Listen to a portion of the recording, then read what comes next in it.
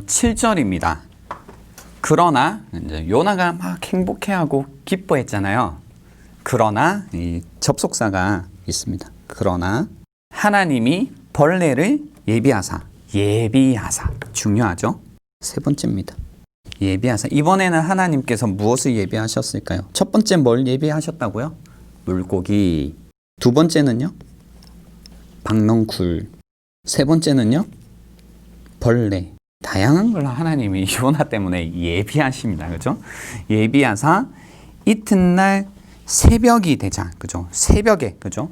와, 하루 동안 이 박넝쿨로 인해서 그늘을 막 누린 겁니다. 아, 좋다. 근데 이튿날 새벽이 되자 벌레를 하나님께서 예비하셔서 갉아 먹게 하심에 이제 박넝쿨이 시들게 됩니다. 예, 박넝쿨이 시들게 됩니다. 여기에서 이제 시든다라는 게 멸망했다 뭐 이런 의미겠죠. 그죠? 멸망하게 되었다. 부서졌다라는 건데요. 8절에 보시면 그 해가 뜰 때에 하나님이 이제 또 하나를 더 예비하십니다. 네 번째. 물고기, 박넝쿨, 벌레, 그리고 뜨거운 동풍을 하나님께서 이제 예비하시는데요. 좀 전에 제가 설명할 때 동쪽으로 간다라고 하면 약간 불길한 징조라고 했던 것처럼 동풍이라는 것도요, 성경 속에서 하나님이 심판의 도구로 사용하십니다. 어디에 나오냐면요. 욥기 27장 21절에 보시면 동풍이 그를 들어 올리리니 그는 사라질 것이며 그의 처소에서 그를 몰아내리라. 예, 동풍이요. 시편 48편 7절에도 주께서 동풍으로 다시스의 배를 깨트리시도다. 호세아 13장 15절에도 그가 비록 형제 중에서 결실하나 동풍이 오리니 곧 광야에서 일어나는 여호와의 바람이라. 그의 근원이 마르며 그의 샘이 마르고 그 쌓아둔 바 모든 보배의 그릇이 약탈되리로다 라고 해서요. 이 동풍이라는 것은 하나님의 심판의 도구로 성경이 계속해서 사용한다라는 걸 알 수 있습니다. 그러니까 지금도 하나님께서 동풍을 발하신다라고 하면 뭔가 하나님이 그래도 선선한 바람을 불게 해 주시구나, 바람을 주시는구나, 이런 의미는 아니다라는 겁니다. 실제로 이제 여기에서 뜨거운 동풍이라는 거는요, 시로코라는 건데요. 60마일 정도로 이제 부는 강한 바람인데 뜨겁고 굉장히 메마른 바람이라고 전해져요. 그래서 사람들이 이 바람을 굉장히 두려워한다고 하더라고요. 실제로 이 지역에서 부는 바람의 종류입니다. 그래서 뜨거운 동풍을 하나님께서 예비하시고, 그죠? 그 뜨거운 그리고 강한 바람이 부는 겁니다. 그죠? 피할 수도 없어요. 그리고 해는 요나의 머리에 쪼입니다. 그냥 막 그거 자체가 뜨겁고 건조해요. 플러스 와, 어떠세요? 혼미해지죠? 혼미해집니다. 정신을 잃을 것 같습니다. 예, 쪼임에 요나가 그래서 혼미해집니다. 혼미하여 스스로 이제 하나님께 말하지 않습니다. 하나님 내 생명을 가지고 가달라느니 뭐 그런 것도 하지 않고 이제 스스로 죽기를 구하여 이르되 사는 것보다 또 이 말을 하죠. 사는 것보다 죽는 게 나으니라 하니라 라고 합니다. 그죠? 여러분 혹시 기억나세요? 물에 빠져서 정신이 혼미해져 갈 때 요나는 성전을 계속 바라보겠다고 했잖아요. 근데 여기에서는 주님을 바라보는 것이 아니라 어떻게 얘기하고 있어요? 그냥 죽는 게 낫겠다라고 자기에게 말하고 있다라는 겁니다. 그러니까 하나님의 어떤 하나님이 주시는 뜨거움에 요나는 더 이상 하나님께 기도하지 않고 그냥 자기 자신에게 말하는 겁니다. 저는 이 장면을 보면서요, 참 많은 생각을 하게 되는데, 우리가 첫 번째 선악에 대한 기준이 내가 되기 시작하고, 그것으로 인해서 이제 하나님이 선하다고 하시는 게 우리가 보기에 악하기 시작하고, 하나님이 보시기에 악하다고 하는 게 우리가 보기 선하기 시작하고, 그 가운데 이제 우리가 하나님에 관해서 뭔가 불평과 불만을 품고 우리 안에 분노가 가득해지면 결론은 어디로 가게 되냐면 그냥 죽음이라는 곳으로 다시 가게 되는 겁니다. 그러니까 사는 것보다 죽는 게 낫다. 그래서 여러분, 혹시 여러분 마음 가운데 뭔가 죽을 만큼의 어떤 괴로운 마음이 있고 뭔가 어려운 마음이 있으시다면 이 요나서를 통해서 한번 자신의 마음을 살펴봐야 될 게 무엇이냐면, 혹시 지금 내가 뭔가 힘들다, 어렵다, 괴롭다고 말하는 그 상황 자체가 진짜 나의 문제가 아니라, 진짜 나의 문제는 혹시 큰 악이라고 우리가 정의했던 요나의 마음처럼 그런 큰 악으로서의 나의 마음이 문제가 아닐까? 다시 하나님이 중심이 되셔서 선악을 판단하는 것이 아니라 내가 중심이 되어 선악을 판단하고 있고, 그 가운데 그죠? 내가 나에게 계속해서 사는 것보다 죽는 게 낫겠다. 사는 것보다 죽는 게 낫겠다. 내 인생이 왜 이래? 그냥 죽는 게 낫겠다. 계속해서 자기 자신에게 말하고 있던 분들이 계시다면, 오늘 다시 한번 우리가 정신이 혼미해질 때 죽는 것보다 사는 것보다 죽는 게 낫겠다는 마음이 들 때, 그런 말을 할 때 다시 방향을 돌려서 하나님께, 그죠? 하나님께 기도할 수 있는 그런 시간이 되면 좋겠다라는 겁니다. 계속해서 말씀을 볼 텐데요. 9절에 보시면요. 그러나, 그죠? 이렇게 자기 자신을 사는 것보다 죽는 게 낫겠다라고 하는 요나에게 하나님이 또 그러나 개입하시는 거죠. 그러나는 항상 하나님이 개입해 주시는 겁니다. 하나님이 요나에게 이르되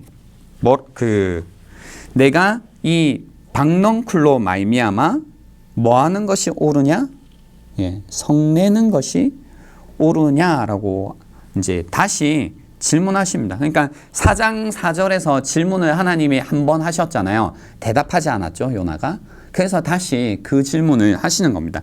야, 너가 성내는 것이, 그렇게 화내는 것이, 그렇게 뜨거운 것이 옳으냐라고 묻고 계신 겁니다. 그죠? 박넝쿨이 뭐예요? 뭐에 대해서 지금 요나가 이렇게 또 화가 났어요? 왜 더 뜨거워졌어요? 지금은 니느웨 때문에 뜨거워진 거 아니죠. 그죠? 지금 또 다른 문제인 거죠. 요나는 본질적으로는 같지만 왜 뜨거워지냐면 묻고 계신 겁니다. 그죠? 야, 박넝쿨이 파괴된 걸로 인해서 박넝쿨이 멸망된 것으로 인해서 네가 성내는 것이 옳으냐라고 묻고 계신 겁니다. 그러자 요나가 어떻게 대답하냐면, 그가 대답하되 내가 성내어 죽기까지 할지라도 어떻다고 해요? 옳다고 하죠. 그죠? 그러니까 니느에 대해서는 대답은 못했는데 일단 박넝쿨 정도는 내가 대답하겠다, 할 수 있겠다 해서 대답을 하는 것 같아요. 옳다. 그죠? 딴 건 모르겠는데 지금 이 박넝쿨이 파괴되어서 내가 괴로운 게, 이거는 무조건 내가 옳은 거 아니냐, 성내는 거 옳다, 목숨을 걸고 얘기한 거죠. 옳습니다 라고 이야기하는 거죠. 그러니까 이 얘기를 잘 따지고 보면 하나님 왜 이걸 물으셨냐면, 박넝쿨이 파괴되는 것, 멸망하는 것, 그래서 네가 성내는 것이 옳다면, 그러니까 왜 성내냐면 이게 파괴되지 않는 것이 옳은 건데 파괴됐기 때문에 성내는 게 옳잖아요. 그러니까 무슨 말이냐면 니느웨가 파괴되지 않는 것이 어떤 거예요? 옳은 거죠. 그 박넝쿨이 파괴된 것이, 성내는 것이 내가 옳다. 그래서 파괴되지 않았어야 된다. 그것이 옳은 일이다 라고 말하고, 그것이 성내어 죽기까지 할지라도 옳다라는 말은 라고 정리할 수 있는 겁니다. 그죠? 요나는 무엇이 옳은지 사실은 아는 거죠. 무엇이 옳다고 해요? 멸망시키지 않는 것이 죽기까지 할지라도 옳다라는 겁니다. 여러분, 뭔가 이 복음의 스멜이 느껴지지 않나요? 복음의 스멜? 그죠? 죽이지 않는 것이, 멸망시키지 않는 것이 죽기까지 할지라도 옳다라는 것. 그죠? 옳다라는 것. 멸망시키지 않는 것이 죽기까지 할지라도 옳다라는 겁니다. 제가 복음의 스멜이라고 했는데요. 먼저 말씀을 드리면 이거죠. 하나님은 이런 분이시죠. 멸망시키지 않는 것이 죽기까지 할지라도 옳다고 하시는 분이 하나님이십니다. 그죠? 그래서요, 우리를 멸망시키지 않게 하시기 위해 그의 독생자 예수 그리스도를 이 땅에 보내셔서 죽기까지, 그죠? 예수 그리스도가 죽기까지 할지라도 그 옳음을 하나님께서는 선택하셨죠. 그죠? 이것이 하나님의 마음이라는 겁니다. 하나님의 마음이라는 겁니다. 그리고 요나에게도 이 마음이 있었던 겁니다. 대상이 달랐을 뿐이지, 그죠? 박넝쿨을 향해서는 동일한 마음이 있었다라는 겁니다. 그것이 파괴되지 않았어야 된다라는 이 마음이 요나 안에도 있었다는 겁니다. 하나님 지금 그 마음을 딱 꼬집고 계신 겁니다. 그죠? 그래서 10절에 보시면 그래서라고 이제 이어가시는데요. 여호와께서 이르시되 내가 수고도 아니하였고 재배도 아니하였고 하룻밤에 났다가 하룻밤에 말라버린 이 박넝쿨을 아꼈거든이라고 합니다. 이르시되 수고도 아니하였다. 너가 어떤 이 박넝쿨을 자라게 하기 위해서 어떤 일도 하지 않았지? 네가 한 거 없어 라는 거죠. 너가 한 거 없다. 재배도 아니하였다. 여기에서 재배라는 것은 이 어린아이를 키우는 어떤 수고를 얘기하는데요. 양육시키는 거죠. 양육. 뭔가 자녀를 키워내는 그런 어떤 수고, 그런 것도 너는 하지 않았고, 그죠? 그러니까 요나 편에서 볼 때 한 게 없다라는 얘기죠. 한 일이 없다. 뭔가 어떤 수고도, 어떤 노력도, 어떤 애씀도, 어떤 사실 너는 마음도 쓰지 않았고, 그리고 하룻밤에 났다가 하룻밤에 말라버린, 그죠? 여기 말라버린. 이게 기가 막힙니다. 여기가 이제 네 번째 멸망하다라는 단어가 쓰인 겁니다. 제가 예전에 1장 6절, 그리고 1장 14절, 3장 9절에 세 번 이제 사용됐는데 멸망하다, 멸망시키다. 여기에 하룻밤에 이제 멸망한, 그죠? 그죠? 야, 너가 아무것도 하지 않았고 어떤 수고도 하지 않았고 그리고 하룻밤에 났다가 하룻밤에 멸망하는 이 박넝쿨을 그렇게 죽기까지 할지라도 옳습니다 라고 할 만큼 그만큼 아꼈거든. 그죠? 여기에서 아껴다라는 거는요, 의미가 야, 너 그렇게 박넝쿨을 긍휼히 여겼거든.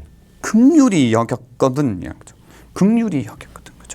그러니까 하나님 무슨 얘기를 해주시는 거냐면, 야, 모두에게 무언가를 아끼는 마음이 있어.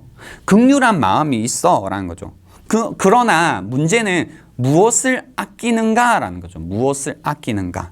그죠? 우리가 하나님의 마음과 우리의 마음을 비교하고 대조했을 때요, 사실 하나님에게도 사랑, 우리에게도 사랑, 하나님이 갖고 계신 긍휼하심, 우리에게도 긍휼함, 긍휼한 마음 자체가 없다기보다는 어쩌면 이 요나서가 얘기하는 건 그 긍휼의 대상에 관한 이야기라는 거죠. 그죠?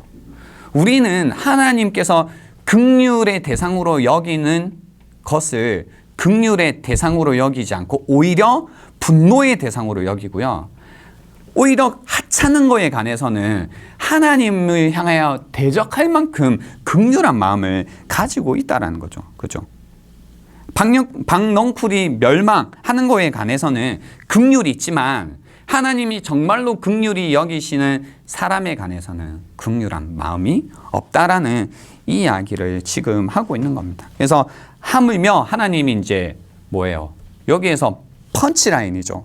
하물며 이 큰 성읍 니느웨에는 좌우를 분별하지 못하는, 그죠? 자가 12만 명이요. 좌우를 분별하지 못하라는 건 이제 선악을 분별하지 못한다라는 뜻입니다. 무엇이 옳은 건지 그른 건지, 무엇이 영적인 건지 모른다라는 겁니다. 하나님을 모른다라는 건지, 모른다라는 의미입니다. 그런 자가 12만 여명이요, 그죠? 가축도 많이 있나니 내가 어찌 아끼지 아니하겠느냐. 여기에서, 그죠? have compassion, 그죠? 동일한 겁니다. 야, 네가 그렇게 have compassion, 그죠? 너가 그렇게 긍휼히 여긴 것처럼 가졌는데 내가 어떻게 여기 아끼지 않겠느냐? 어떻게 내가 긍휼한 마음이 없겠느냐라는 이야기를 하고 계신 겁니다. 야, 너 그 하룻밤에 있다가 없어지는 거, 너 어떤 노력도 하지 않았던 그 박넝쿨에게 긍휼함이 있었는데 내가 이 좌우를 분별하지 못하는, 몰라서 그렇게 한 사람들, 그죠? 비록 악을 행했지만, 그죠? 뭐 나쁜 거지만 어쩌면 몰라서 악을 행하는 이 사람들을 향해 내가 어찌 긍휼한 마음을 갖지 않겠느냐라고 이야기하시는 주님이라는 겁니다. 그죠? 여기까지가 오늘 이 본문의 해석인데요. 저희가 이어서 이 본문을 같이 좀 더 깊이 있게 적용해 보도록 하겠습니다.